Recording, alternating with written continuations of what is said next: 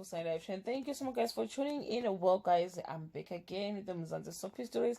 And namhlanje sikhuluma nge-Generation The Legacy. Kunama actors ezayo lapha ku-Generation The Legacy, guys, azongena-ke azojoyina-ke lo mdlalo-ke we-Generation The Legacy. Okubalwa khona-ke uSana Mchunu. uSana Mchunu, guys, siyamazi-ke, simazi kwi-Gomora as umzozozo. So uzojoyina-ke i-Generation The Legacy, and i-character yakhe ngazuthi akusiyo i-character le efani njengalapha-ke kwi-Gomora nje, usiso serious ke impela la.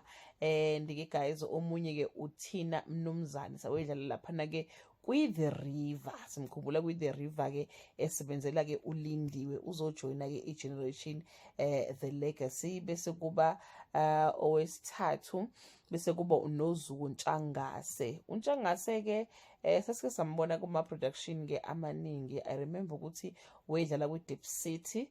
I'm not so sure enye kwakuyini, but nje ngiyakhumbula ukuthi sike sambona impela la. Okay, bedlala futhi nakwi-Scandal, if I'm not mistaken, ke ngambona kwi-Scandal uNozuko Ntshangase. Bese kuba uPhilip Tipo Tindisa. Ibona into azojoyina-ke i-Generation The Legacy. Ngokumbuka kwami-ke lo uTipo ubuka sengazi ukuthi uzo-replace some sort of i-character kaCosmo. Angimbheka nje unobugangstanyana boCosmo, so I think they are trying to replace leyo character in a way. And-ke guys, ezibhlungu-ke ukuthi-ke kunabanye-ke abahambayo. Omunye ozobuya-ke uPuntu Pete owedlala indawo kaNonhle Majola. So she is coming back. I'm not sure she's coming back ukuthi azohamba noma ubuyela nje ukuthi ngampela she's back lapha ku-Generation The Legacy.